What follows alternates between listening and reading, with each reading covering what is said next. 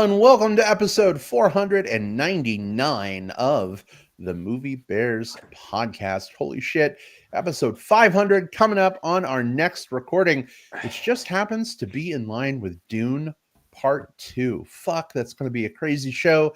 Can't wait for it, but before we get there, we got to do episode 499 first.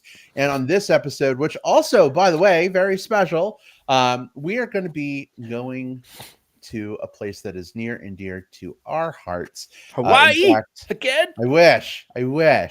But another place that's near and dear to our heart, that being the Movie Bears Podcast Awards.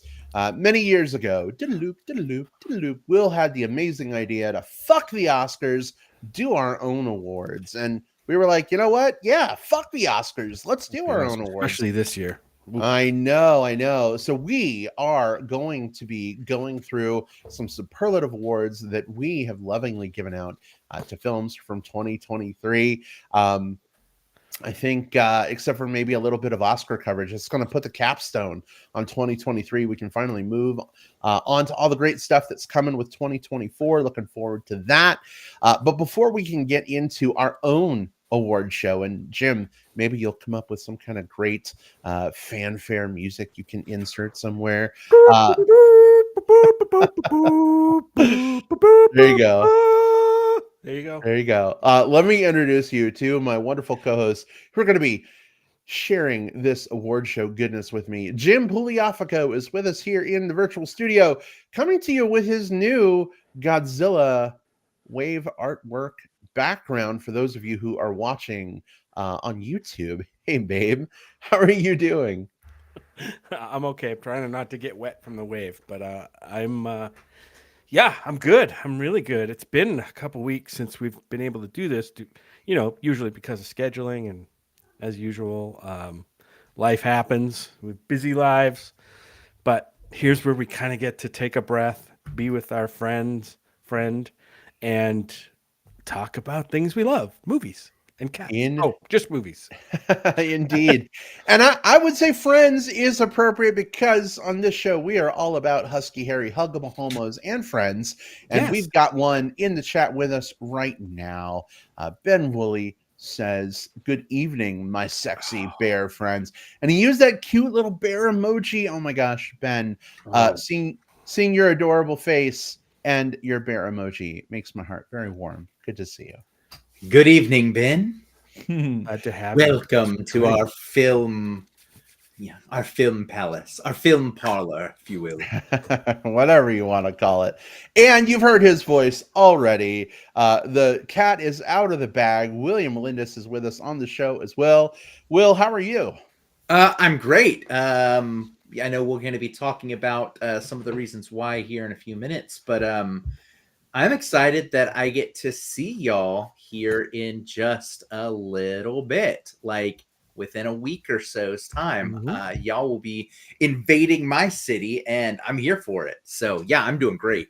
Not just invading your city, but invading your house, using your shower, invading your fridge, basically getting all in your spare bedroom. Getting all up in your private spaces. I hope you're okay with that because South by Southwest is a coming. Yes, it is. We are right around the corner from coverage of a bunch of different movies, and y'all hanging out with me. I'm always excited to have y'all here. In fact, in the lead up to tonight's recording, I was there's a spot on the guest shower that needs to be recaulked, so I was in there like getting it all ready for y'all. So I'm busting out the handyman mode for y'all. Tell you what, Will, we always appreciate good attention to caulk. So that maybe that'll continue when we get there. We'll see whether it be if shower that work or otherwise needs to carry over. Paying attention to caulk is important. So thank you for that. We appreciate you. But yes, we are so excited to come to Austin next week, relative to when we're recording, of course, that being February 28th, 2024. We are coming in Friday of next week. And we are very much looking forward to seeing some great films. Jim, I know you started to look at the lineup. Will, I know you're diving into it. I have been too. Going to be a lot of great things to see. I think we'll have to figure out what some of our surprises are this year for sure. There are always a few films at this show that take us by surprise. In fact, there are even a few that we watched that might be getting, like at last year's South by Southwest, that might be getting awards on the MBP Awards tonight. So that's exciting. Maybe. Maybe. And the new ones we see that get us excited, we're happy to pass on that information to folks who listen to the show and give them kind of a heads up of what's coming down the pipe. So I look forward to that part.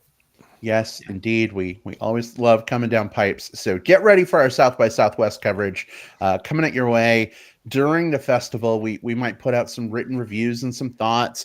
And then, of course, we'll probably have 3 or 4 episodes worth of content related to South by coming out of that festival. Beep, beep, beep, beep, beep, beep, beep, beep, beep, beep, beep, beep. Oh, there's something coming across my desk right now. Sort of a special alert. Hold on. It looks as though someone on this show is celebrating a birthday. And gosh, yeah. Oh, Brad, it's your birthday, or it's your birth week. So yeah, special announcement. Happy birthday, Brad. Thank you. My face is incredibly red right now. I did not expect that. Will, thank you so much, friend. Love and adore you. Yeah, it's crazy. I'm another year older. Jim hasn't traded me in for a younger model yet. But the great thing about our community is, Jim, you could have me and a younger model. So it's not this or that. It's this and that. Trade in values. Just you never get what you never get what the trade in is worth. So I don't like trading in ever. Oh, well, thank you so much, Will. And Jim, too. I feel much more secure in our 15-year relationship at this point. Hey, distraction from attention on me. Hammy is in the chat. Great to see you, Hammy. Hamstar says, what's up? Taking us back to, was that late 90s, early 2000s? What's up? What up? The Bud Light Frogs. Yeah. Oh, that takes me back. My goodness. Well, Hammy, glad to see you, and really jazzed that you could be here with us for this award show as well.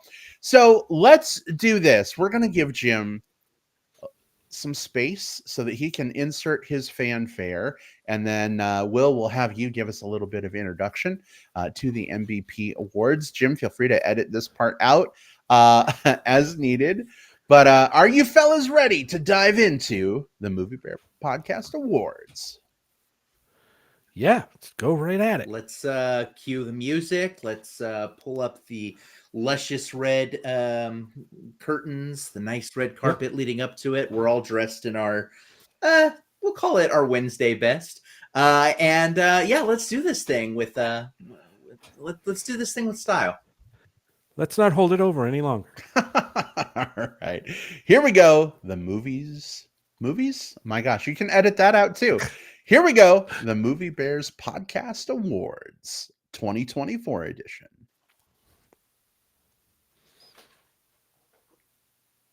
All right. So, Will, as I mentioned in the upfront section of the show where we, introduce, do our banter, that fun stuff. This was kind of your baby. Many years ago, you were like, hey, guys, have this cool idea. Instead of talking about the Oscars like every fucking buddy else does for hours on end, let's do our own awards. Tell us, Will, a little bit about what these awards are and why these are maybe more fun for us.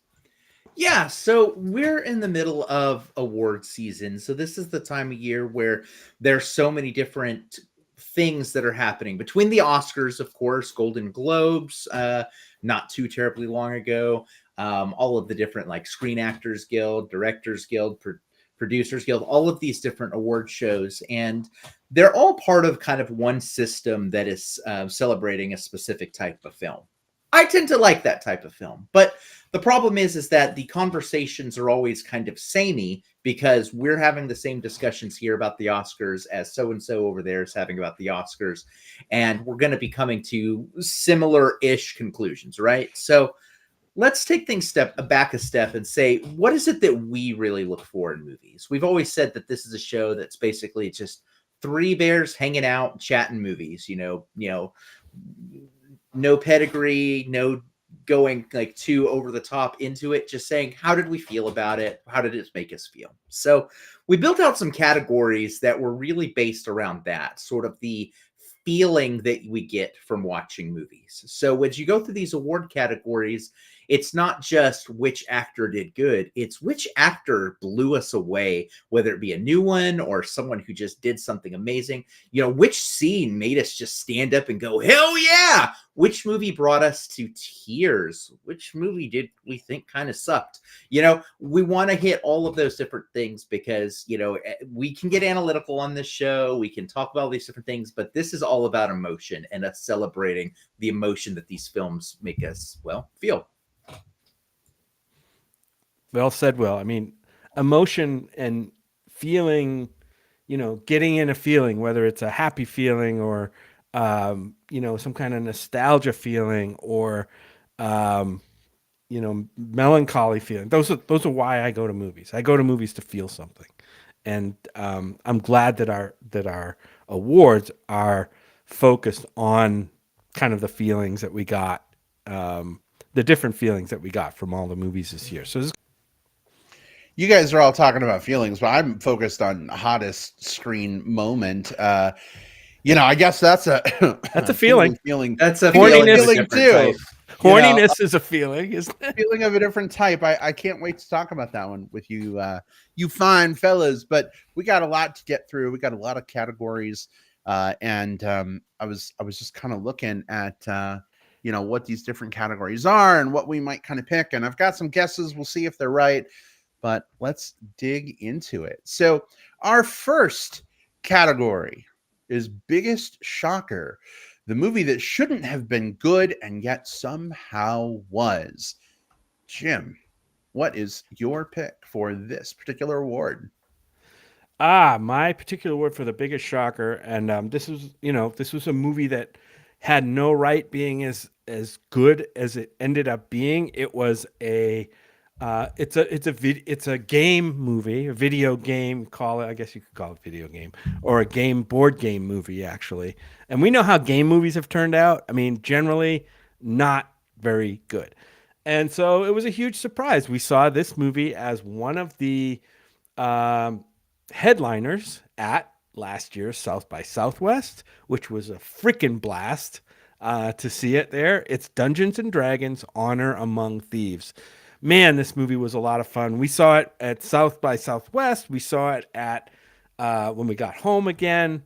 Probably watch it again at some point. I just think it was a lot of fun. This movie didn't take itself very seriously, but it didn't not take itself seriously enough to be just a throwaway piece. It was a really fun, really funny, really heartfelt film. Dungeons and Dragons: Honor Among Thieves. That was my pick for the biggest shocker. The film world is littered with the bodies of terrible, shitty Dungeons and Dragons movies adaptations. And it was so nice as someone who not only is a lifelong like D&D fan, but also like admittedly has probably made it a little bit of his identity. I don't know if that's a good thing or not, but to be able to come out of one of these movies and say like, holy shit, this was really good. So yeah, really great pick for that reason alone. Like this could have failed on so many points and it didn't. Yeah, I was super worried about it. And speaking of South by Southwest, we got to see the premiere of this one at South by last year, and all the cast was there and the director, and really, really cool experience. And I worried that like, because festival goggles are a thing, that's why it was so good. But then I think we saw it twice more after we got home, and it was just as good all three times. So super, super solid choice, babe. Love it. Will, how about you?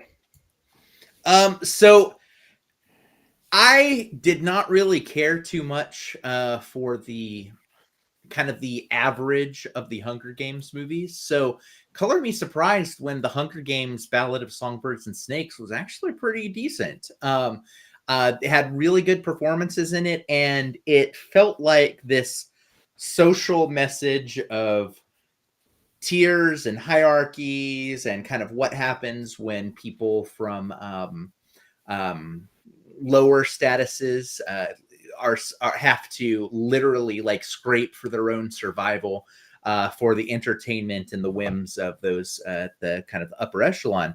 Well, I think we got to see that played out from a lot of different angles here. That was really, really, really, really compelling and dark at times, and made us really understand why these types of systems can work, which is something I didn't always get when I watched or read the other Hunger Games stories. It feels contrived, but when you watch the ramp up that this movie gives, it's like, okay, I get how we got there. Yeah, this movie probably should have sucked. I remember the trailers for it and thinking like, yeah, we're gonna have to do this one for the show, aren't we? Oh man, Another one of yeah. these. And then I came out of it going like, actually, you know what? Not bad. If they do another one of these prequels, I'd probably want to watch it. So yeah, Hunger Games: Ballad of Songbirds and Snakes, and that's also part of why I like these awards too. This isn't one that made like my top 10 or my top 25 even or anything like that, but I still get to celebrate this movie because it did do something that it set out to do, which is sort of not just be another prequel, sequel, whatever, but to set its own stamp. So yeah, really happy this movie ended up being good. Very, very good pick, Will. I did like this movie better than the previous Hunger Games film. So, yeah, I liked it. It's got some fresh faces in it. That was good, and the story works at least for me. So, yeah, this was another one that did surprise me this year. Yes, indeed. I remember, Jim, when we would go to Galaxy, it's our home base theater. Above the concession stands, they have TVs like playing, silently, but like playing the trailers. And it seemed like every time I looked up at those TVs, it was the stupid trailer for this teaser or whatever that was like the golden snake and the golden bird. And I was just like, oh, fuck me. Really? Another one of these movies? But then I was really blown away by it too. And it maybe made me appreciate folk music more, question mark. Don't tell Jim that, or he'll play folk music all the time. But yeah, this was a really surprising one. So Will, super solid pick. How about you, babe? Oh, I don't know. This one might be a little controversial, but that's what these awards are for. My biggest shocker was actually motherfucking Cocaine Bear of all movies. Yeah, well, I have sinuses, so that didn't sound as Me too. But yeah, sound like a cocaine bear. I've never done cocaine, but like imagining what a bear would be like on cocaine, I think played out pretty well in this movie. I thought it was going to be really stupid and dumb, and let's be fair, it was. But it was a really fun ride. I enjoyed it a lot. There was some big laughs that I did not expect, and me, comedy is kind of a weird thing. So I really appreciated that this movie could kind of grab me by the lapels, make me not take life so seriously, and let me watch a bear mauling people while high on cocaine. Yeah, great pick. I still remember one of the scenes from early on in this movie. I'm just going to call it the ambulance scene. Is one of my favorite scenes this year, and it almost made my my hell yeah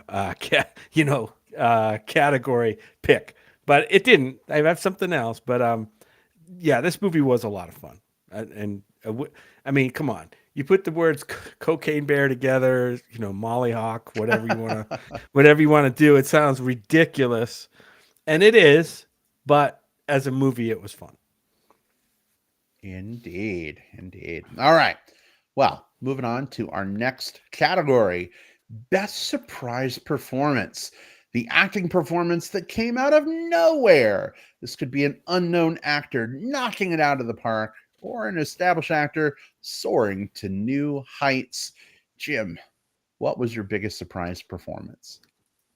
Yeah, mine fell squarely into the second kind of subcategory for this movie award, meaning an established actor that really kind of like knocked my socks off with like another gear. You know what I mean? Like you kind of know, you kind of think you know what to expect from certain actors and the characters that they do, and then something like this comes along.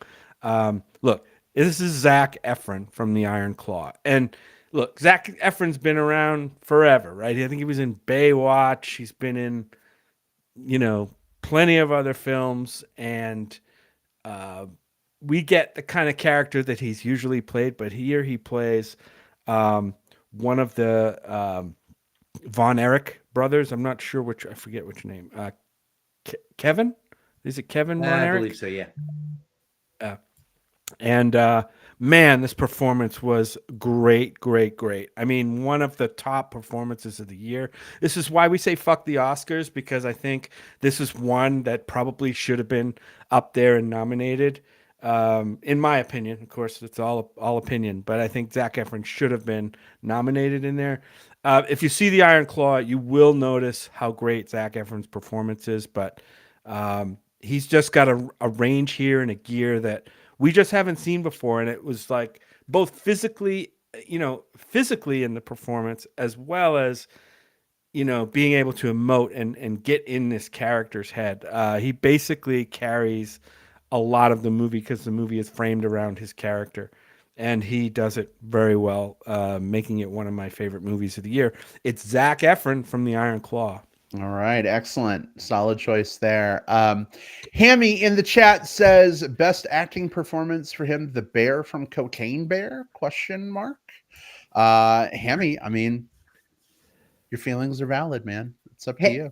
Real quick about Cocaine Bear, not to take anything away from Zac Efron, Iron Claw, who, yes, amazing performance, carried a lot of emotional weight, a lot of physicality in that role, but just the Cocaine Bear as well. I just recently found out that for being such like a kind of an intentionally B-rated movie, like Weta did the special effects for the bear, which they tend to have a pedigree for doing like kind of like the really high quality stuff. Think like Lord of the Rings, etc.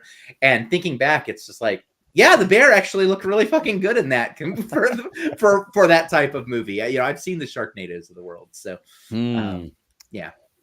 Yeah, but speaking of looking really fucking good, Jim, Zac Efron definitely did in his role. He really bulked up for that to the point where I was like, could he play He-Man in the live action movie that's coming? Question mark.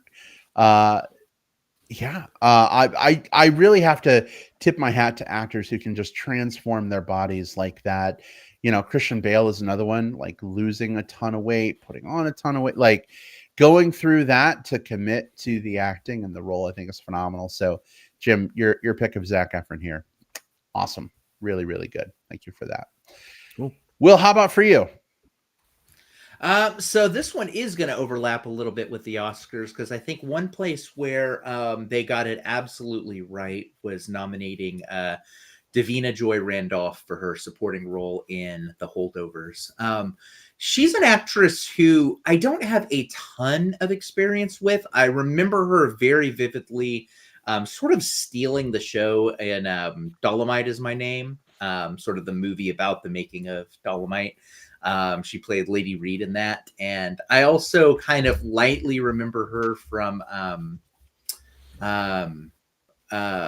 Rustin, which I actually saw after The Holdovers. So going into this one, I didn't have a lot of like deep experience with her as a performer. And holy shit, she was in a lot of ways the kind of like the grounding heart and soul and focus of that film for a movie that is essentially just about three people talking and sharing feelings, holding back feelings, sharing feelings, clashing with their feelings. She does a fantastic job of navigating those waters. So definitely looking forward to future films from her. She is now 100% on my radar. And I hope nothing but the best for her. So yeah, Davina Joy Randolph, an absolute joy who knocked my socks off. Great pick, Will. Yes, this is one, you're right. I think the Academy, not that this is a review of the Academy picks, but I think the Academy got this one right by nominating Davina Joy Randolph for The Holdovers. I mean, her character in this film, fulfilled a certain role, right? You have kind of the crusty professor type teacher guy played by oh God help me, Paul Why do I- Giamatti. Paul Giamatti, and then the young brash kid. Neither character is super likable, to be honest. Yeah. But then you have her character that kind of centers your feelings for this movie, and she does it so well. Just a very empathetic and character you feel empathy for character. Good pick, Will. Yeah, super solid. She was phenomenal in that film, and I don't think I've actually seen her in anything else. So I need to track some other things down from her. Definitely. Mm-hmm. We'll be seeing her, I'm sure. Oh, yeah. In stuff now that she's nominated. I mean, she'll be. Oh yeah. She's going to have the agent pounding her door. She's got two things. Granted, neither of which I've heard of yet, because they're, I guess, not at that point yet. But she's got two things in post production right now. Yeah. So Awesome. Very cool. Okay, Brad. You're up.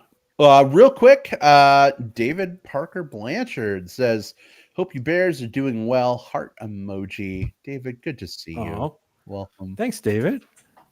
And Tom is here too.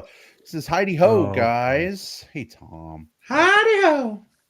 Tom's been. I've been watching his Facebook. He's been catching up as best on Oscar-nominated films and performances and stuff. So it's been fun kind of watching him experience those as he goes through them. Good job, Tom. And if you ever want to talk about them, hit me up on chat or hit us up. Yeah. That's awesome. Very cool. All right. Well, my pick for best surprise performance is actually someone who was once on American Idol. I was a big fan of this person. They have an amazing voice, but never in a million years did I think that I would see them acting in a film, much less enjoy their performance so much. But Fantasia Barrino, you knocked my socks off in The Color Purple. Really, really loved Fantasia's performance in that film. I must have cried like 12 times watching Fantasia do her thing. And man, just so much to love there. I don't want to spoil too much with that film and, its plot, but it's a musical, just FYI, even though the marketing maybe tries to make you think otherwise. Don't let that put you off. Fantasia has got the musical chops and the acting chops all in one package. So huge surprise for me. Yeah, I'm excited to see her doing well. I remember I definitely tapered off of American Idol about the same time. I think a lot of people did, kind of in the later seasons. But, those first few seasons, I was just like everyone else, was glued to the TV. And Fantasia was my pick that season. I remember calling, and I legit called and voted for her. I have her first album, and I've always sort of seen her in the background, just sort of picking up these small roles and doing stuff and getting like, kind of acclaim. But like, this is the first time I've seen her do something that really is like, I don't know, like mainstream forward as an actress, if that makes sense. And I'm really excited to see her there. And I'm really excited to see what else she's capable of too. Like, this is potentially a really good springboard for her. Yeah. Really good performance, vocally and, acting wise and certainly within, it felt like somebody who settled into a performance that's right in their wheelhouse. Right. And she's just killing it. So yeah, that's great performance. Good pick. All right. Hey, real quick, Bobby Miller is with us. We haven't seen Bobby in a hot minute. Bobby says, Happy New Year, guys. Bobby, Happy New Year. Good to see you. Happy New Year, Bobby. Happy New Year. Oh, wow. It's almost 2 months in. I know. This year is fucking flying by. It's crazy. I know. But Yep. 1/6 of the way done. Hey, but when we are 1/6 of the way done, that means we are that much closer to hanging out at South by Southwest. So this is always a great time of year. Oh yeah, absolutely. To look forward to. Right. Totally agree. All right. Well, our next category is the movie that is most likely to get a rewatch. So a film that hit you in the numbers and makes you want to watch it again and maybe again and again? Question mark. I don't know. Let's see what films we came to the table with a rewatch for. Jim, what's your pick here? My pick here is All of Us Strangers. This is the new film by Andrew Haig, who gave us 45 years back in 8 years ago. Lean on Pete, which I loved, and now All of Us Strangers. Listen, if you're not on the bandwagon of Andrew Haig, you need to get on it, because this guy is an LGBTQ plus filmmaker who is really knocking it out of the park with great films, some of which are LGBTQ themed and some of which are not. And that's good. But yes, All of Us Strangers, we saw it in a theater, knocked me out, knocked us out. It just came available on streaming. I think it's on the Hulu platform. So if you got Hulu or access to Hulu, check it out. I see a couple of posts on Facebook and Twitter for friends that are just catching up with it now that it's streaming. Didn't get to catch it in theaters because it was only out for a couple of weeks in theaters. But yeah, it's called All of Us Strangers. Definitely going to watch this one for the third time soon, as soon as we get a breather in our schedule to sit down and watch it. I'm not going to easy watch, but it is a very beautiful and rewarding watch. So I'll just say that. And that's all I'll say about it for now.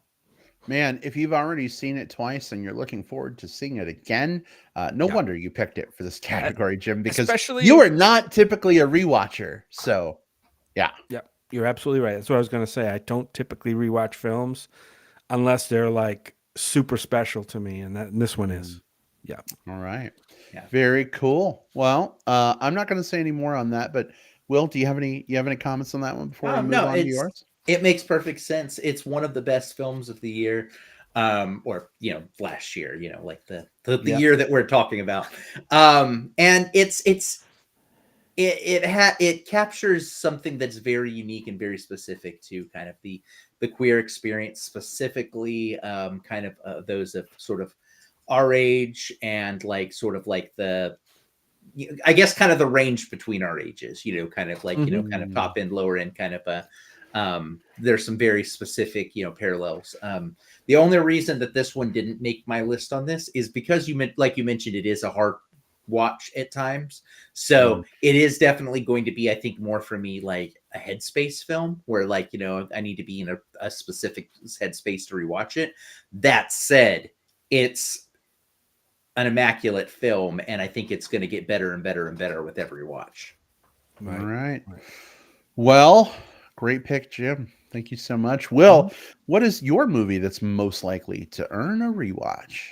This is always an interesting category for me because, there's a specific type of film that I'm really drawn towards. I like stuff that really makes me that really challenges me, that makes me think, that makes me sort of unravel the layers of it. But when it comes time to rewatch something, that's not always my go-to. I want something that comforts me, something that is familiar, something that is fun, something that I can put on while doing something else, but still enjoy the experience. And for me, that movie is actually, and we talked about it earlier, Dungeons and Dragons: Honor Among Thieves. I saw it 3 times in theaters, once with y'all at South by Southwest, hell of a screening. And then I have 2 weekly D&D groups that I'm running right now, and each one we had special D&D group outings to go see it. So I saw it twice opening weekend as well, just with both D&D groups. And I know I'll revisit it as well too, just because it's the type of thing that reminds me of hanging out and rolling dice at a table with my friends. And there's times when just as adults, we can't schedule that time. So this movie will let me sort of recapture that feeling again and again and again. Yeah.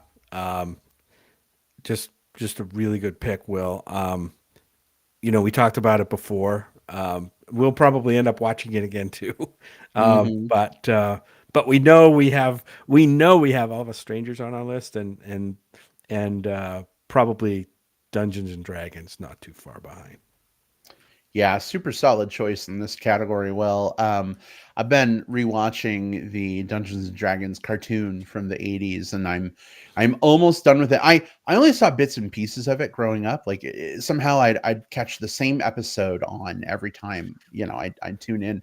And now that I'm almost done, I really want to go back and rewatch the movie again, because like as I'm rewatching the cartoon, I'm like, fuck, like this captures, so well. I think the movies sort of rooted in like the different character archetypes and like the zany adventures and the crazy shit that you think isn't going to work and somehow gets pulled off. And I think you mentioned earlier like the terrible D&D movies we've had in the past. It's only been the cartoon that's really stood up for me, and now we have this film, and I definitely want to see it again too. So very, very solid pick for sure. Mm-hmm. Tom says, my multi-watch is the HBO documentary on Mary Tyler Moore. 3 times it got away from the best doc nomination. Tom, we may have a category that this could potentially fit into as well a little bit later, but the fact that it's a documentary that you would watch multiple times, pretty big selling point there. So thanks for sharing. And it will definitely put it on my list because I haven't seen it yet. Oh, there you go. There you go. Yeah. All right. So for me, I guess we're to me. Most likely to rewatch would be an LGBTQ plus film by a director who made movies like 45 Years and Weekend. Oh, hey, look, it's Andrew Higgs, All of Us Strangers Again.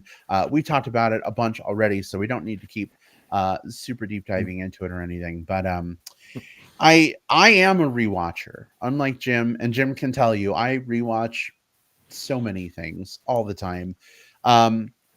And I'm looking forward to rewatching this movie, but I'm also not looking forward to it. And because I just know it's going to rip me apart all over again.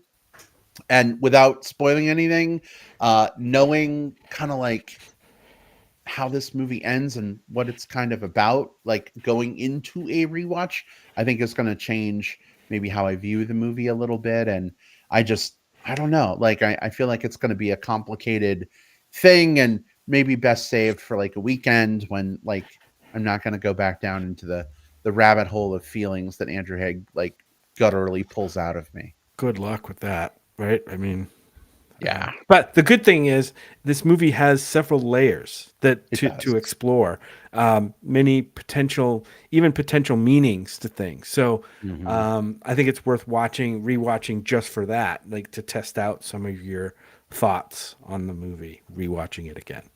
Yeah, it's like a parfait made of feelings. You've got your sad layer, you've got your happy layer, you've got your angry layer, but like when you eat it all, it's a good Yeah. thing by the end. So all right, cool. Moving on down the list of our categories. Guys, our next one. Speaking of parfaits of feelings, our next category is biggest tearjerker. This could be a movie in and of itself, or it could be a scene from a film. Maybe it's a movie that was really fucking terrible, but I had one moment that really just made you cry for whatever reason. Or maybe it's just a really great movie that just hit you in all the feels. Let's go to Jim first. Jim, tell us a little bit about your biggest tearjerker. So yeah, this movie's coming up again. Obviously, this is a scene from this was a scene from a movie. Of course, there were several tear-jerking scenes in this film, but there's one that kind of came out of nowhere, kind of in the middle of the film. It's not like the end, and everything's happening at the end, and it really comes in a kind of a small moment in the film that turns into like a huge emotional gut punch. And that is when Adam, the main character, played by Andrew Scott, and his dad, played by Jamie Bell, are just sitting down talking about Adam's life. And the dad says, "Hey, I'm sorry I didn't come into your room when you were crying." And oh, it it killed me, right? And then I think what really made it even better, or better, I guess, is that the right word? More impactful, right? Worse, I guess, was Andrew Scott's performance. In hearing that and having this discussion with his dad, it's really heart-wrenching stuff.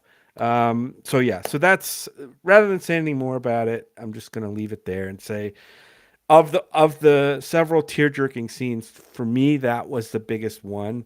I probably should have branched out into other movies here, because I can think right now of at least one more scene from another movie, but this was the biggest one for me, so it belongs there. All right. Pretty powerful scene there, Jim, for sure. Yeah, yeah.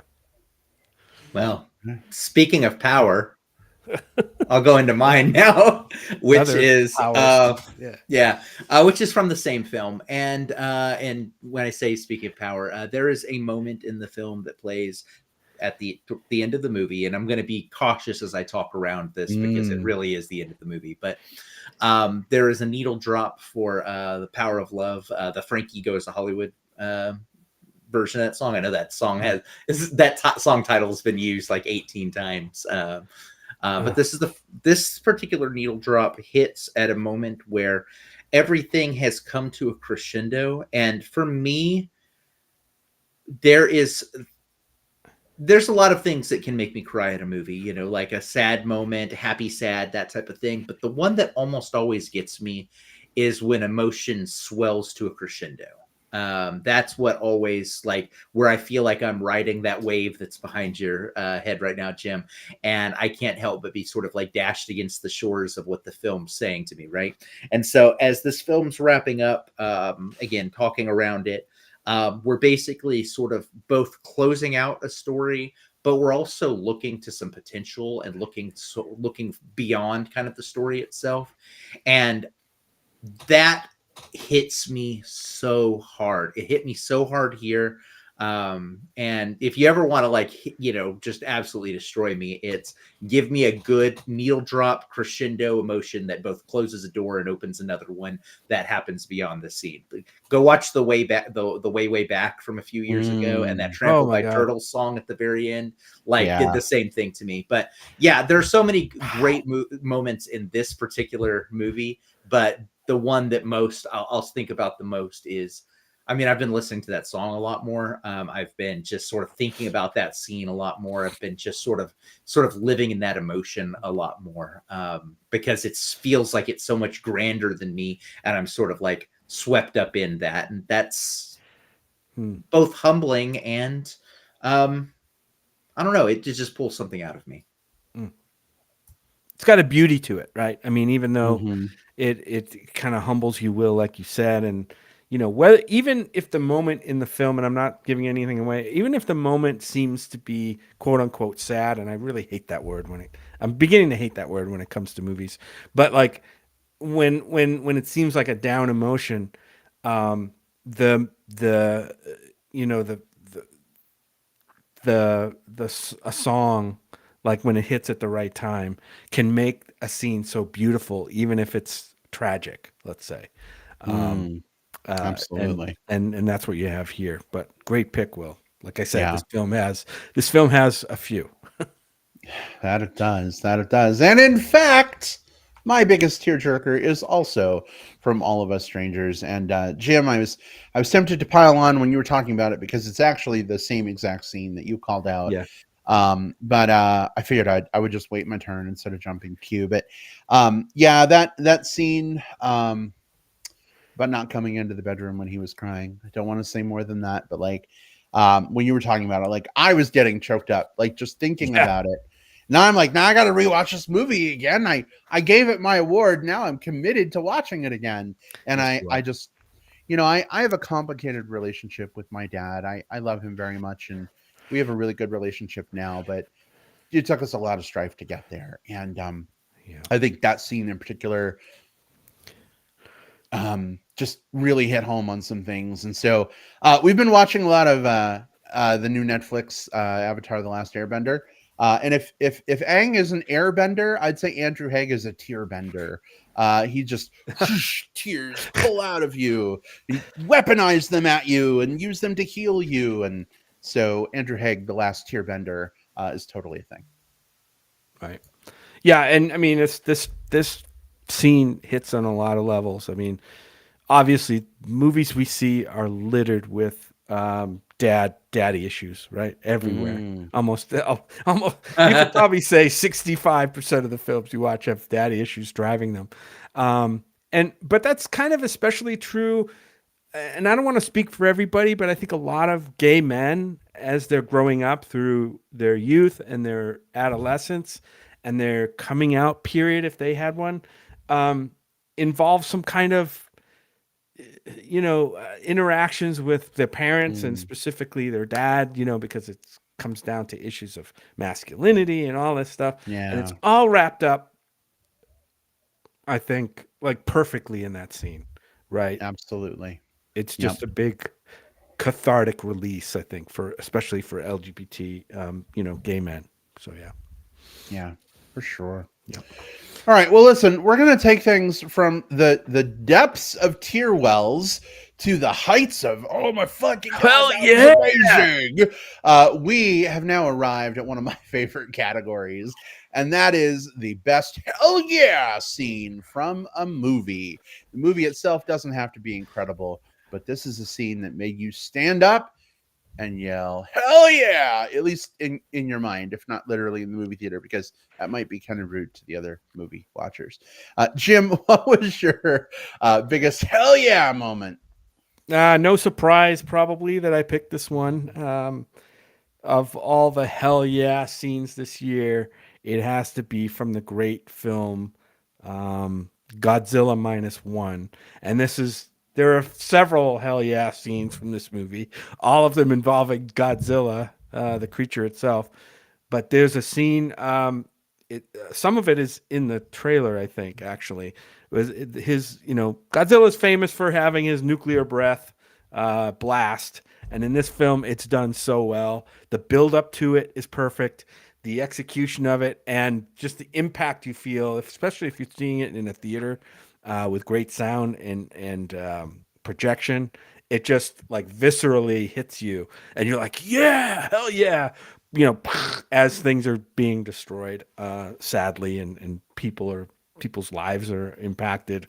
But yeah, that's the best hell yeah scene to me. It's the nuclear breath destruction scene with great special effects in the Godzilla -1 film. I'm gonna bank a little time and just say that this is also my biggest hell yeah moment. Will, I am jumping in front this time, but I go for it. It makes more sense. Yeah. I just want to append, Jim, as much as I loved that moment, I think it was an even bigger hell yeah moment for me when we saw Godzilla -1 in black and white, with like the film grain and the vignetting, and it was just like very classic Godzilla.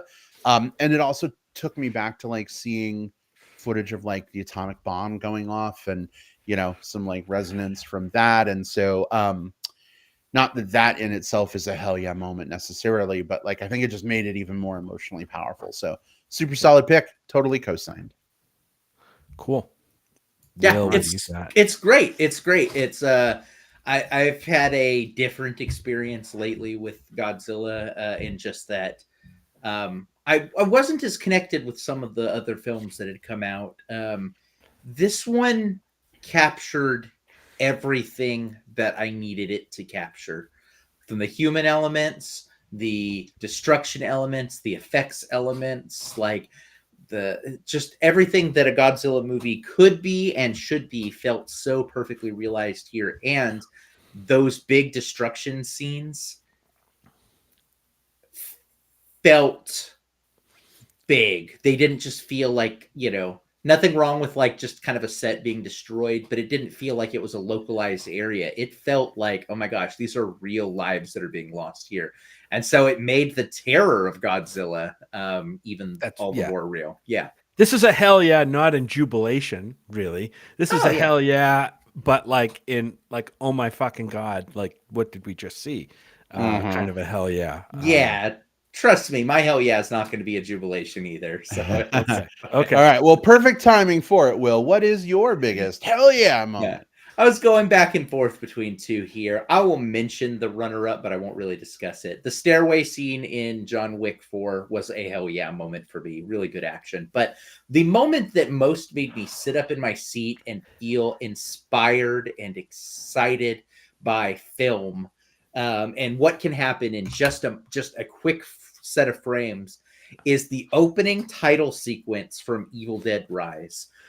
The opening sequence is fun. It's a neat little subversion of kind of like the camera going through the woods, but it's a drone and all of this stuff. It's cute. It's fun.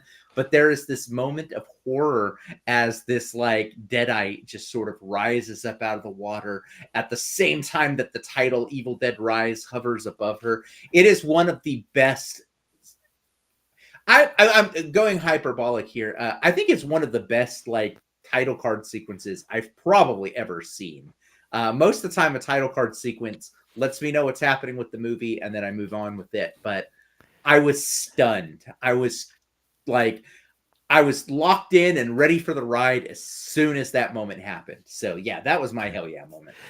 It gave me chills the first time I saw it, right? Because you're not expecting what's happening. You're like, the way that it almost looks like another scene. You didn't know it was the title sequence until like the huge block letters were following this deadite rising out of the water, and the music, the score music is building to a crescendo. You mentioned crescendos before, like this choral, and it like physically gave me chills watching it in the theater. So yeah, great pick, Will.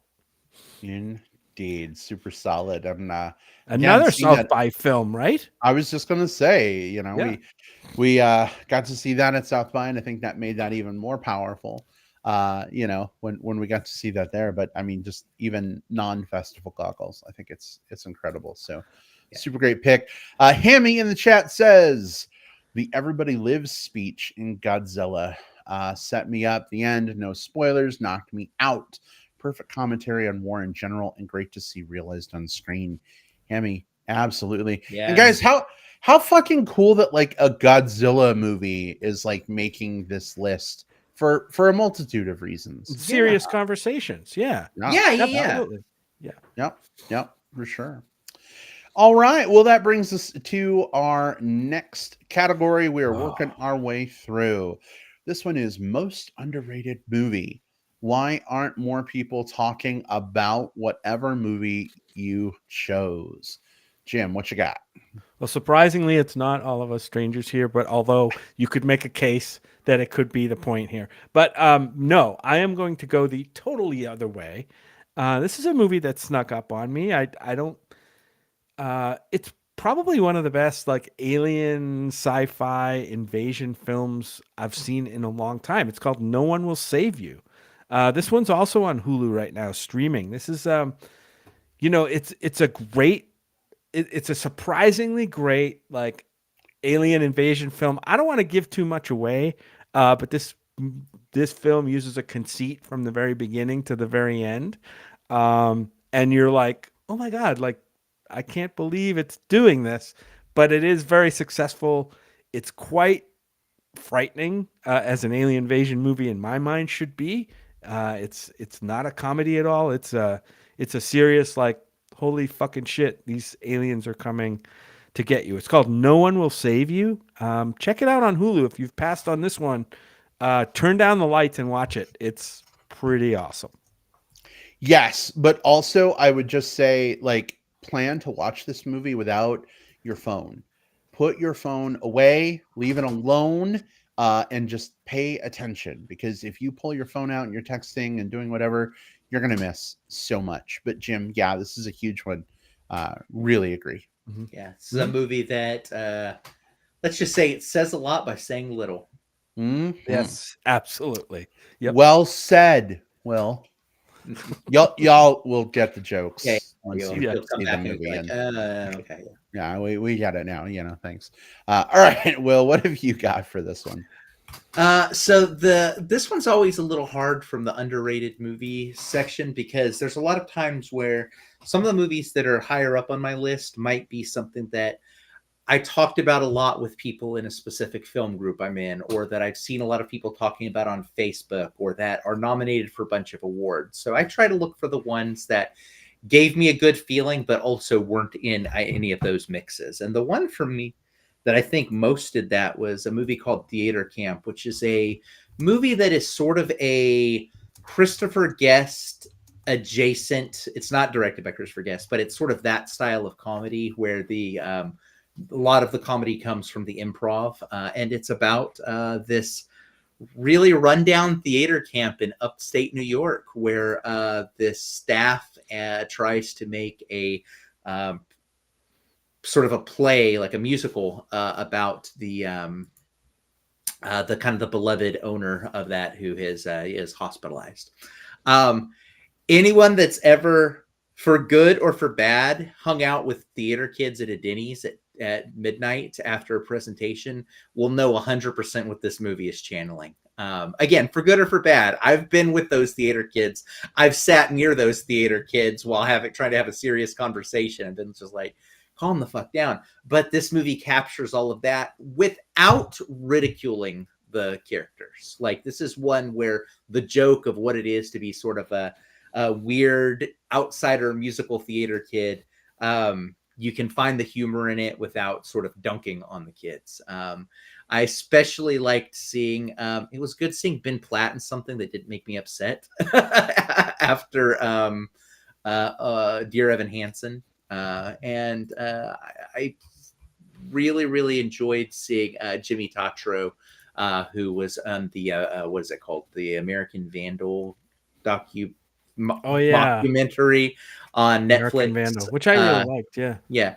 So, and also this was one of like 8 movies that Ayo Edebiri did this year. It was definitely, if anyone won 2023, I think it was her. She was just like in everything, and just suddenly, like overnight, was just like, hey, by the way, I'm a household name now. So anyways, I really enjoyed this one. Just probably the most laughs I had in any one movie this last year. Yeah, well, I don't remember. Did we see this at a festival?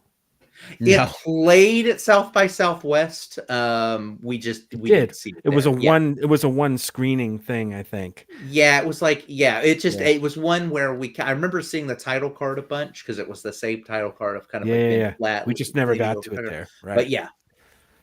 Yeah, too many good movies. I know. But yeah, good pick, Will.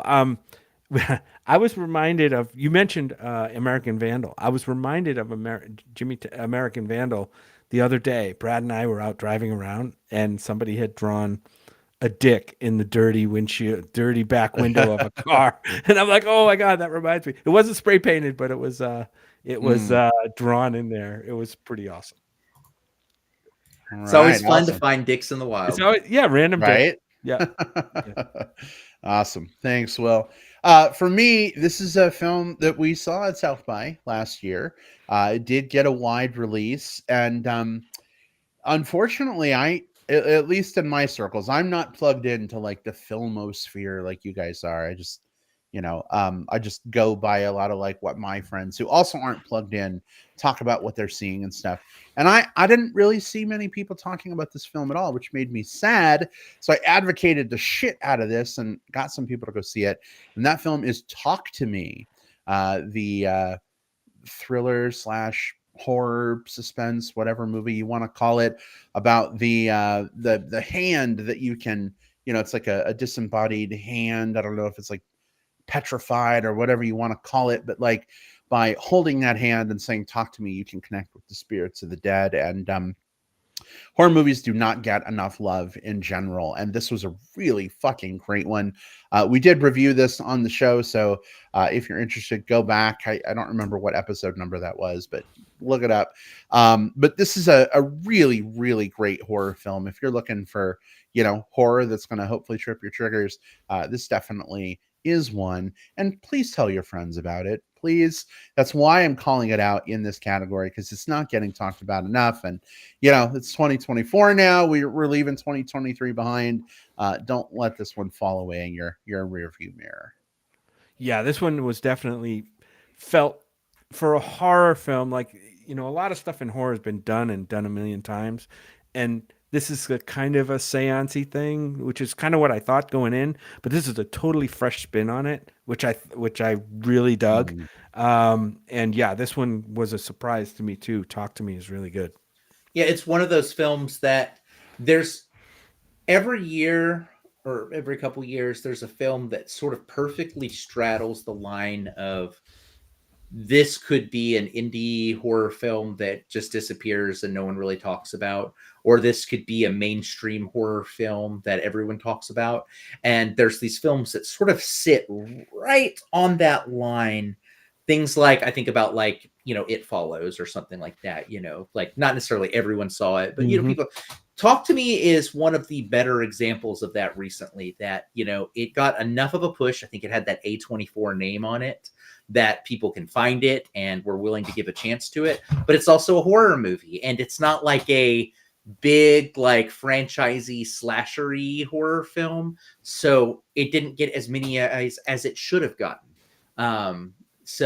But this is the real deal in terms of, like, how to be terrified by something, how to be compelled by a story. I like the characters, even the characters that were meant to be unlikable. Like, I liked that they were unlikable, if that makes sense. So yeah. Yeah, for sure. All right. Moving on to our next category.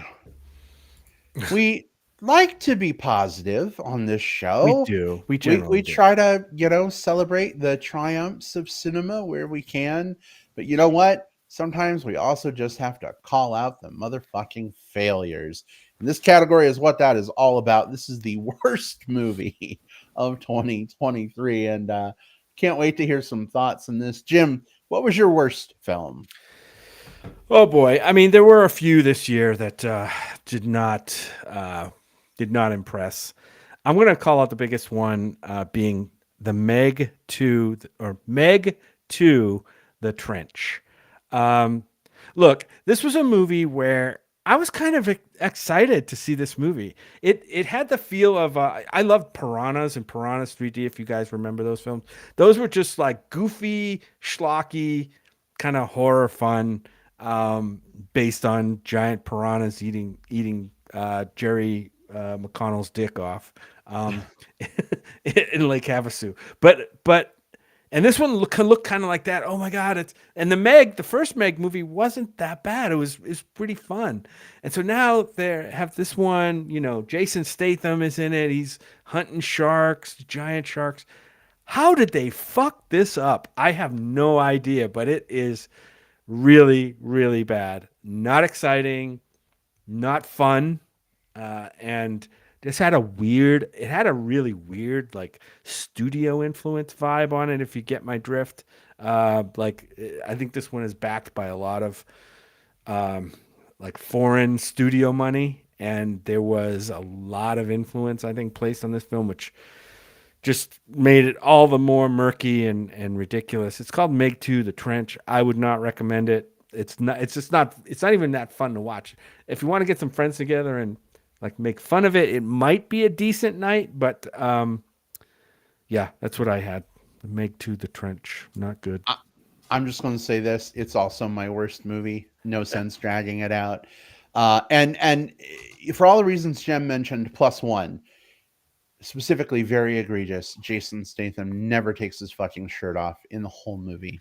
What the actual? Yeah, how do you fuck? That's how you fuck it up. You put Jason Statham in, and you don't have him at least have one shirtless scene. Well, and here's the thing. It's not just Jason Statham. That's one thing, right? But in a movie where he's spending the majority of the time in or around the water, like, that's when people, well, that is a time when people are typically shirtless in movies. So, Brad, to your point, like, yeah, it's egregious. Yep, totally. All right. Yep. Jim, good pick, but obviously I'm biased. A good bad pick. Will, what is your worst movie? Well, it was almost Meg too. It's the lowest like studio film in my list, right? And normally I try not to dunk on smaller ones because I know that, make every film, even the bad one, every film's a miracle, right? So I usually try to not punch down, but there was one that I did have a huge issue with this year. That was not a big studio film, and it was Winnie the Pooh, Blood and Honey. Oh bother. So yeah, oh bother. So this year or last year was the year that Winnie the Pooh went into the public domain. Certain versions of him, not the Disney red shirt version of him, but the character from the books and some of those other Thousand Acre Woods characters. So someone made a horror movie right away and released it to coincide with it, and I think that is punk rock as shit, and I love the gumption of doing that. And I think the idea of a horror movie starring beloved kids characters, fine, yeah, there's nothing sacred for me. Go for it. But what bothered me with this movie so much was just how uninspired and boring it was. The kills, even though so the actors are just two people one wearing a pig mask, one wearing a bear mask, but they're like, it's actually supposed to be Winnie the, it's not in the fiction of it a mask, right? But they just kind of walk around and do some boring ass knife kills on people. And I've seen that horror movie in every other kind of walk around slasher movie where someone just kills someone with a knife. If you're going to do something wild and creative, do something wild and creative. So that's what bothered me the most for it. It seemed like it was rushing something out for the sake of capitalizing on it, not rushing something out because you had something kind of fun and subversive to say about that thing. That's what I wanted to see. I wanted punk rock. Instead, I got lazy. Yeah.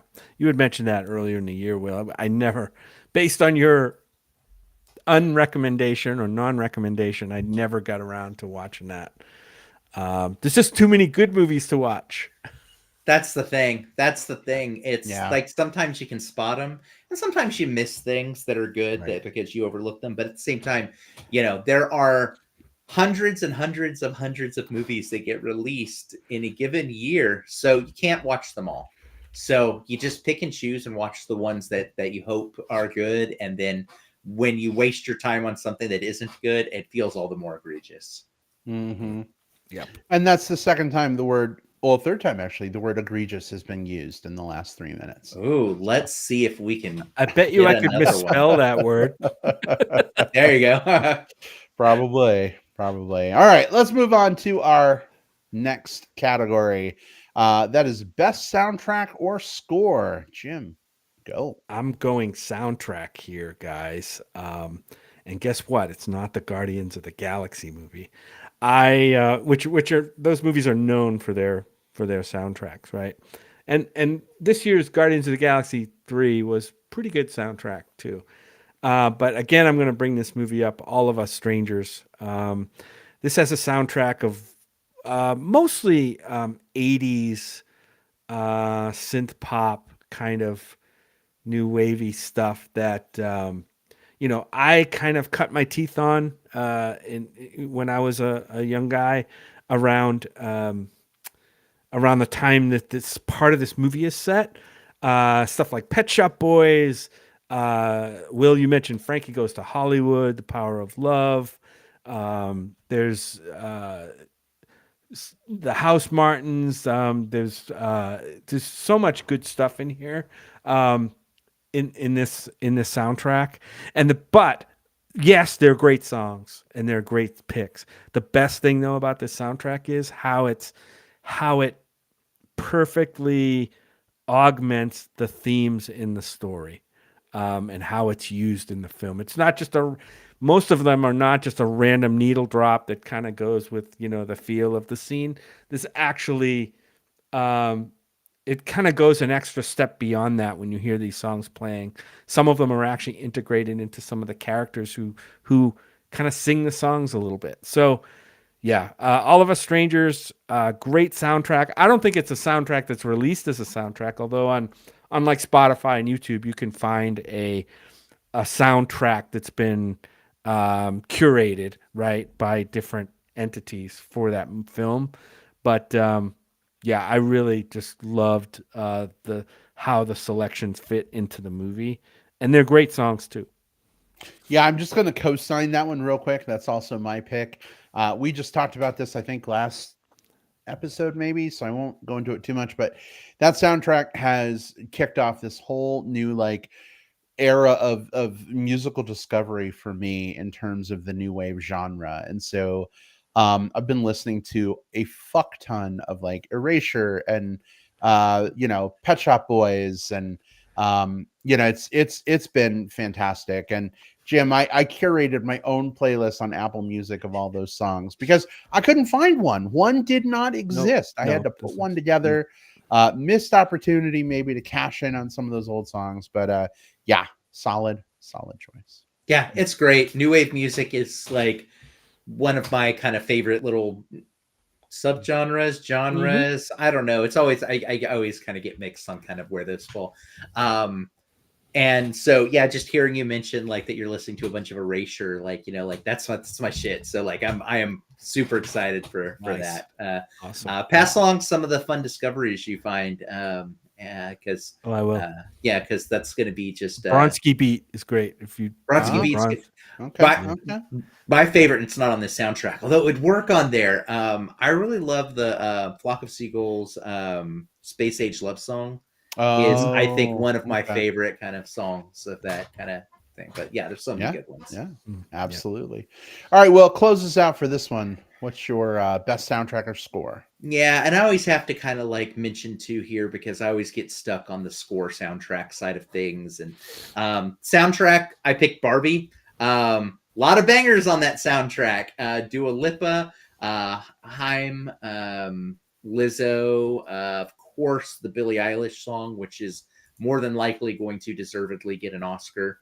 Ryan Gosling's on there a couple of times for I'm just Ken, and then his cover of Matchbox 20's Push. So it's a lot of good stuff there. It's just kind of cover to cover, line to line, whatever. It's a great one. And from a score perspective, I think the one that I'm most excited about was I really liked the Robbie Robertson Killers of the Flower Moon score. Robbie Robertson's most known for being the band, the band, capital T, capital B, they did the song, The Wait. So he infused, Take a Load Off Fanny. Yeah. So it's fantastic. Unfortunately, we lost him over this last year. This was the last thing that he did. He's sort of getting a posthumous Oscar nomination for it. He's been Scorsese's like soundtrack guy for several films here. But I really like this one because he did something that was neat and intentional. Like first of all, he comes from a First Nations background himself. And I think it's very easy to take something like this and sort of lean super heavily into that necessarily aesthetic. And that would be fine. But I think what he did was he included some of those elements with also sort of like some of the blues, rocky type stuff that he's got to create something that felt very unique for this film and also really fitting with the emotional weight of this film. I really loved this score. And Robbie Robertson, you're going to be missed. But at least you quite literally went out on a high note. Yep. I loved what he did in the band. Love his music, and it's just sad that we lost another great music maker this year, and I'm glad he got recognized for that film because that score is really good. Absolutely. Really, really powerful stuff for sure. All right, excellent. And I think that closes us out for best soundtrack or score. Right. So moving on to something we called out earlier, might be a category. That is favorite documentary. We don't always give docs enough love. So here's our chance to do that. Jim, what was your favorite doc of 2023? There's so many great docs always, and I love docs. The best one from 2023 I actually saw in 2024, so I'm going to save that for next time. It's a 2023 doc. We can talk about it later. I'm not going to spoil my pick. But the best 2023 doc that I saw in 2023 was one called The Mission. This is, I think I plugged it on one of the recent shows. It's about this really young, like 26-year-old self-made, like a missionary. His name is John Chow. He was killed. No spoiler. He was killed as he attempted to make contact with this protected indigenous group somewhere on an island off the coast of India.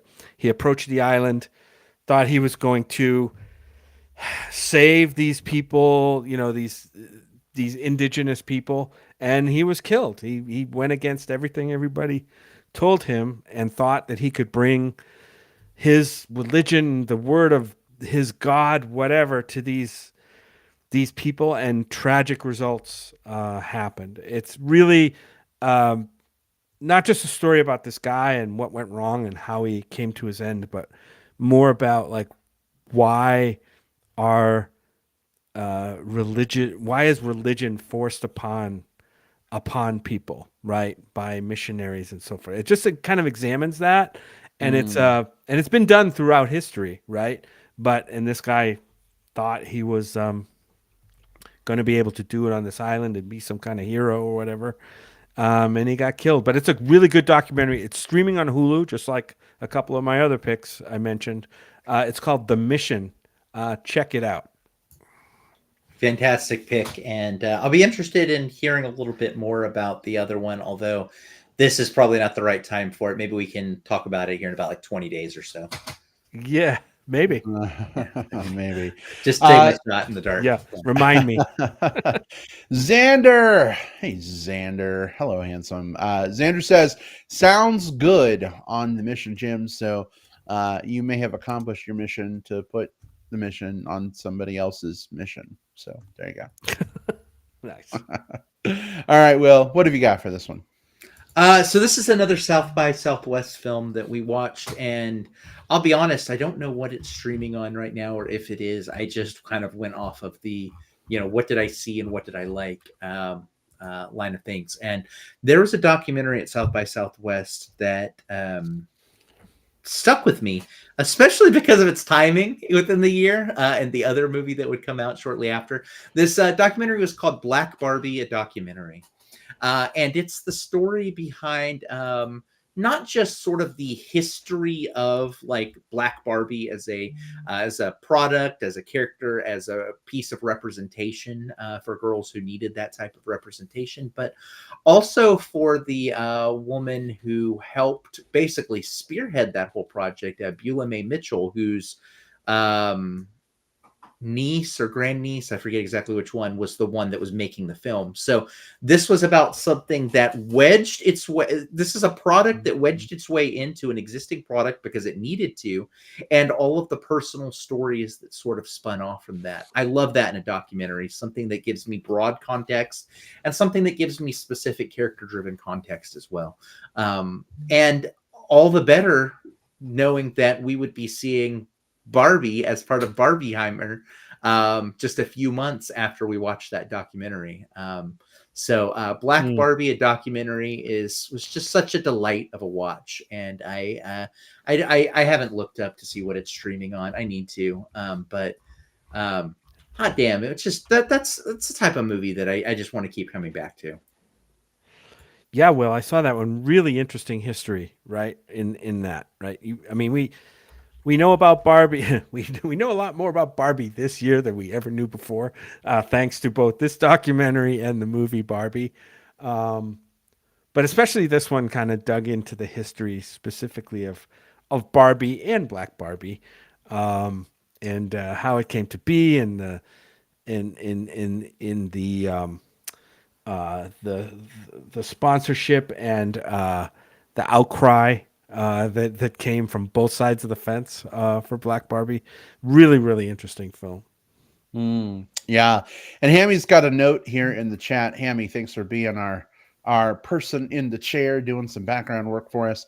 Hammy says, I don't think Black Barbie is currently streaming, but apparently it was acquired by Netflix. So soon, maybe, hopefully. That's right. Yeah, I'm Googling here in the background. Hammy nailed it. Looks like Shondaland and Netflix picked it up. Hopefully soon. Yeah, for sure. All right. Well, solid choice, Will. For me, I actually didn't see very many documentaries last year. Certainly less than I have in the several years Mhm. prior. Because I logged everything on Letterboxd last year. Will, thank you. I was able to very quickly just like pick the documentary filter, and there were like 3. And one of them was really fucking terrible. It was so bad I'm not even going to name its name. The second one was pretty good, but this one really rose to the top for me. I don't know if it's available for people to watch, but I thought it was great, so I'm going to call it out. It was a documentary we saw at South by Southwest called Another Body. And the premise of it is basically somebody had their face deep faked onto a porn Oh, model, yeah. and porn was released. People thought it was really this person. Um, and it kind of ruined their life. They got kicked out of school. They lost their job. It just fucking destroyed everything. And even though it later came out, it was proven it wasn't her. You know, it was a deep fake. That damage still happened. It's still a thing. And in a world where like we jokingly use AI every day, and we use it for some fun things to make cool, projects and stuff. I was recently watching a video, Jim, that you were showing me about OpenAI's new like generative video product, and like being able to be like, I want a video of Jake Gyllenhaal blowing out a birthday cake, and it look like a mostly real video of Jake Gyllenhaal blowing out a birthday, candles on a cake. He That's might some have 3 scary arms, shit. but yeah. You might have 3 hours, but that's some scary shit when you think about like Yeah. what if you were somehow able to wrest OpenAI's Sora away, or somehow remove its protections against creating porn with it, right? Like if you can use AI and deepfake like that, it's just scary as fuck. I don't think it's a documentary that I would want to watch again, because honestly, it kind of scared the shit out of me. But really, really powerful stuff. And I'll just say, this documentary has a really incredible twist to it as well. That comes out of nowhere. I won't say what it is because I don't want to spoil that for you if you get to see it. But just it was also on my list for like most shocking, like hell yeah, not in a good hell yeah, but like a like hell yeah, holy fuck, like did it really just like do that to Hell me? no. Yeah, exactly. So it's Another Body. Yeah, it's you mentioned that it was scary, and it should be scary. Not that technology should be scary. I mean, we in our day lives, I think all of us to some degree or another kind of interface or work with technology, right? But the unethical application of that technology and the fact that that can outpace some of the safeguards that are being created to protect people from those types of unethical uses, but are having to play catch up. That's terrifying. That's absolutely terrifying. And that's something that everyone should be cautious of. New technology comes with new risks. And what do we do with those new risks, and how do we mitigate them? Yeah, terrifying. And you can bet if there are risks associated with new technology, somebody's going to be out there exploiting those to the detriment of people, real people. In this case, this woman. Yeah, this one is available streaming, by the way. Oh, good. On I think it's on the Apple TV and Amazon network, Prime network. Yeah, Cool. both for rent. Yep. Well, that's Another Body. Definitely check it out. Mm-hmm. Well, fellas, we're going to end this show, this award extravaganza, on a high note, for me at least. This is the category I look forward to the most every year. And that category is the hottest screen moment. So which actor, actress caught your eye? Which scene in a film turned up the heat, made you fan yourself because you're hot under the collar? Jim, go.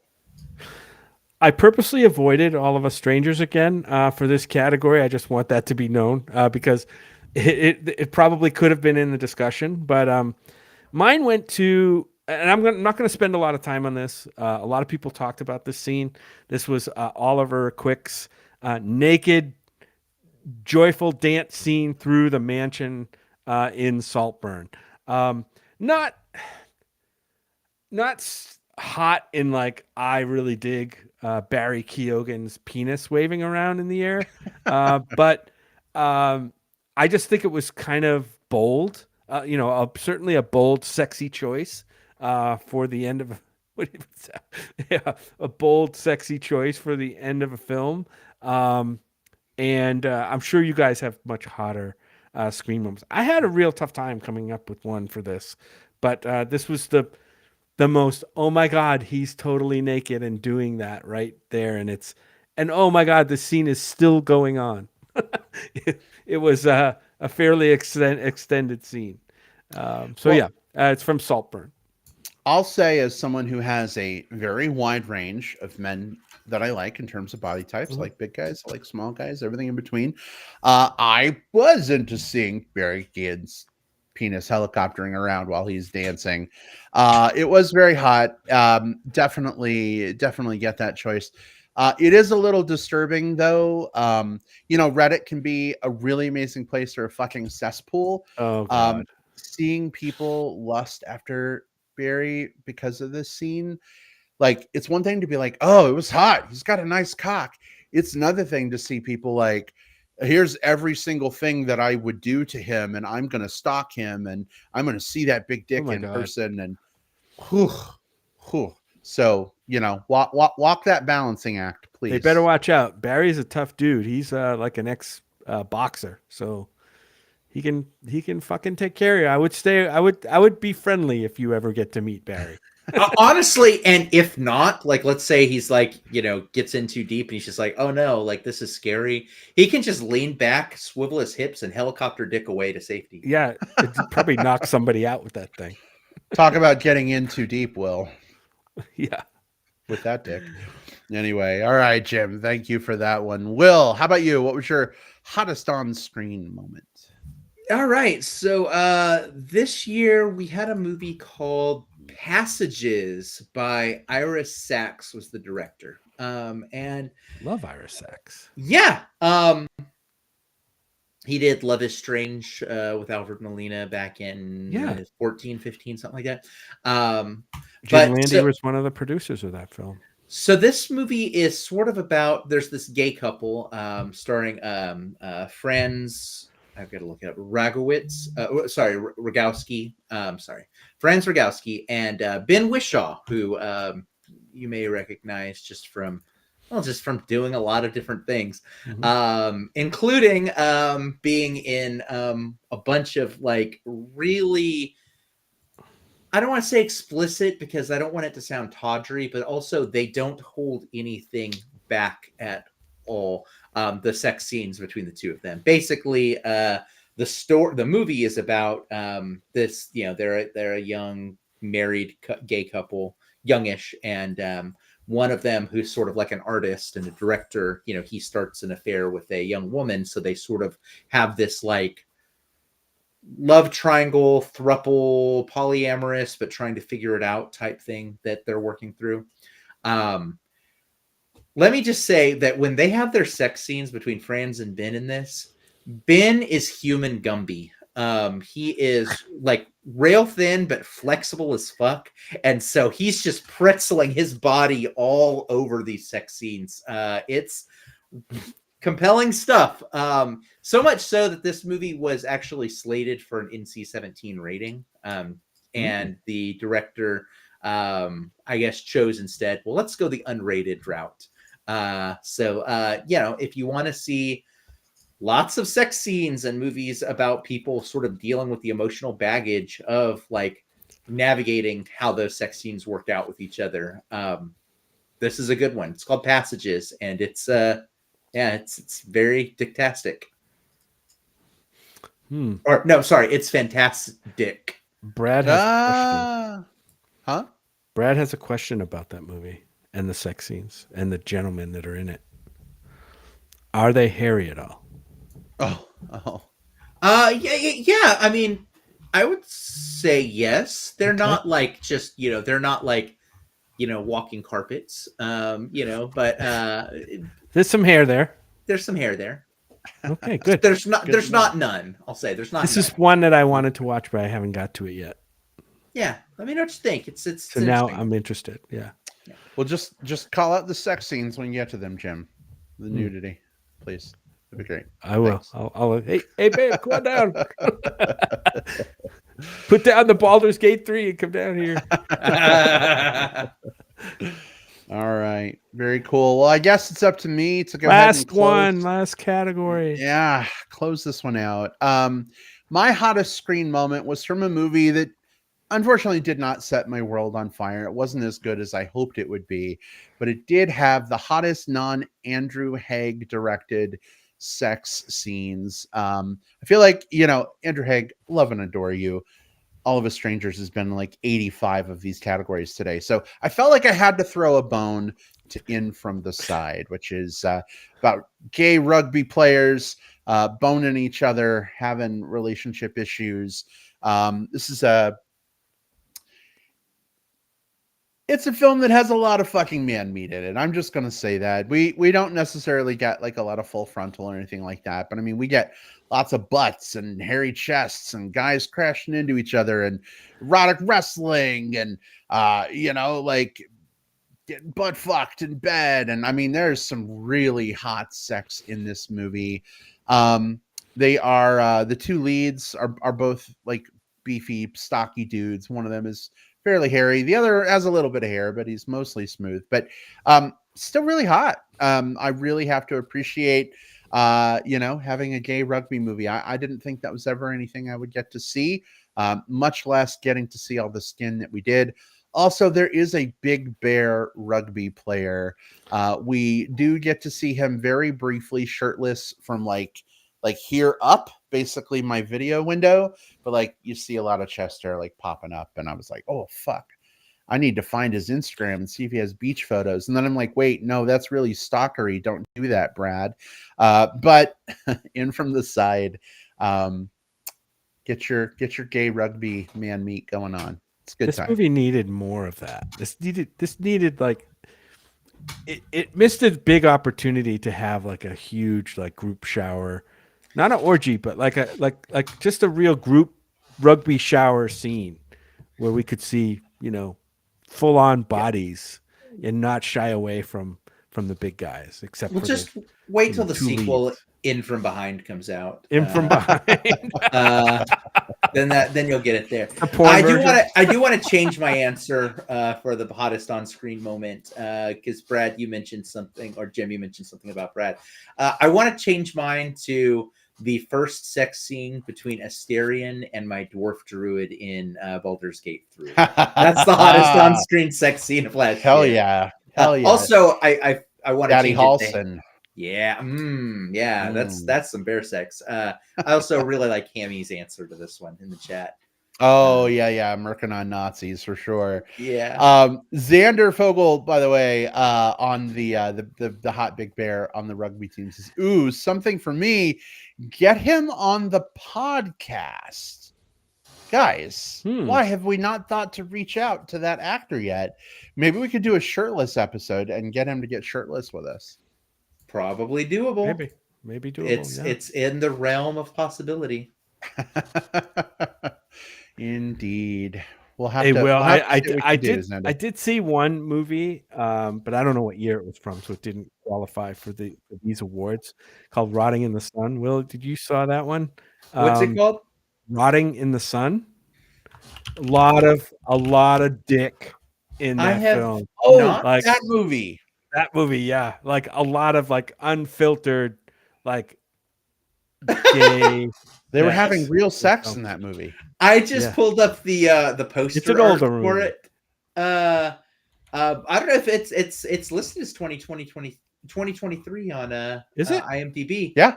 So okay. it's but I didn't see it in 2023. So yeah. the poster art for it, just I'm gonna describe it, okay? So this is an illustrated picture of someone laying dead, potentially on a beach, completely covered in a blanket, only their hand sticking out as a vulture perches on top of them, peeling some flesh out. But the blanket that's covering them is very, very visibly peaked, right where a giant like boner would be. So knowing nothing about this film, I now know a lot about this film. Well, I think you would like this film. Yeah.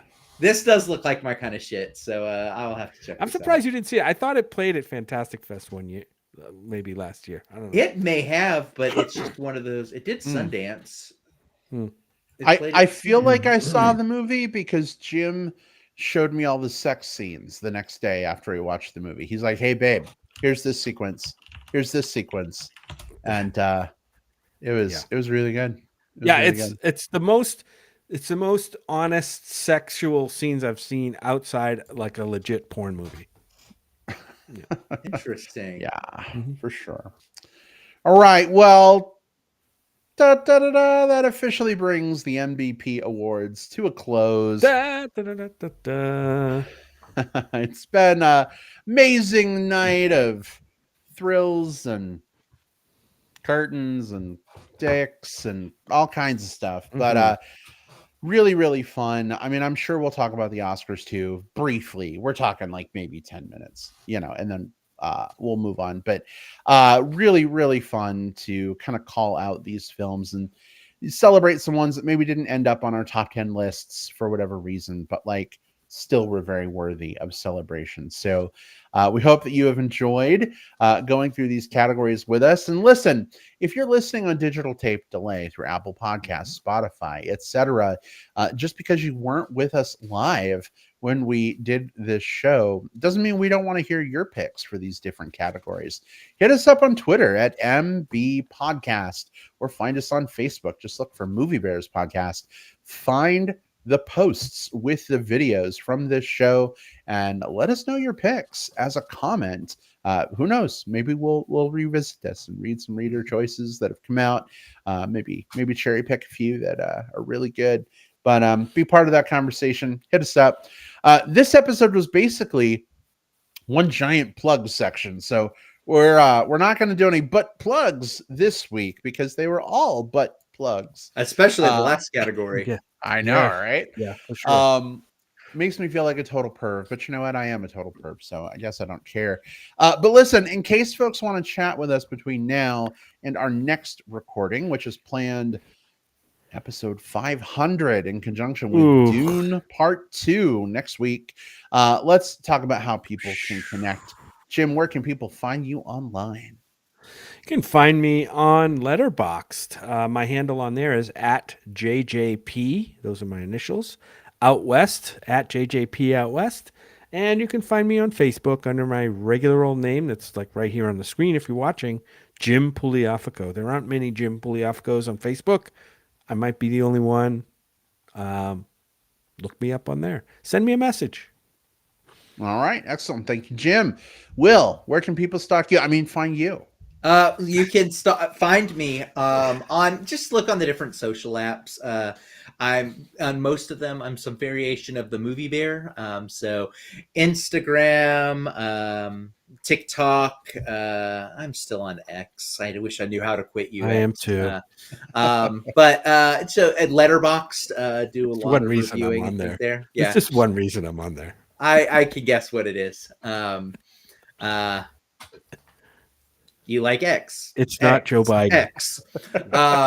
But yeah, so you can find me, the Movie Bear. If there's a couple where I'm at whatever cove, whatever, just search for both. You'll find me there. Facebook is the one that I post on the most because I'm an old, and that's about as in depth on social media as I get. Just look for William Lindis there. Say hi so I know who you are, how you found me.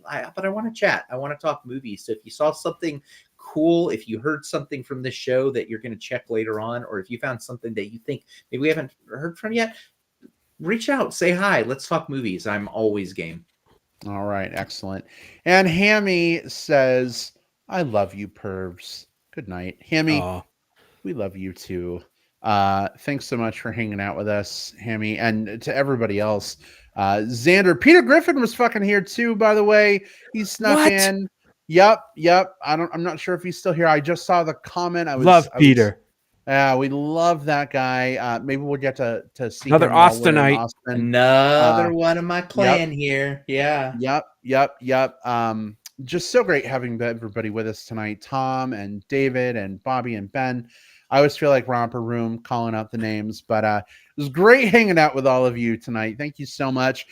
If you want to chat with me between now and our episode 500 extravaganza, you can find me on Facebook. Just look for Brad Harris. I'm the one who likely has chub / chaser / bear / cub / admirer / ally, whatever friends in common with you.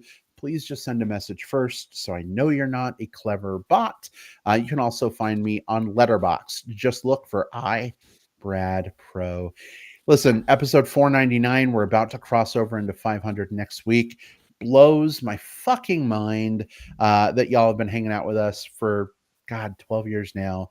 If you've been around that long, thank you so much. If you're brand new, thank you so much too. Say hi. Hit us up on the socials. Find us on the social media. Would love to chat with y'all. We'll see you next time for episode 500 and Dune Part 2. Wow. Take care, everybody. Goodbye. Bye. Bye-bye.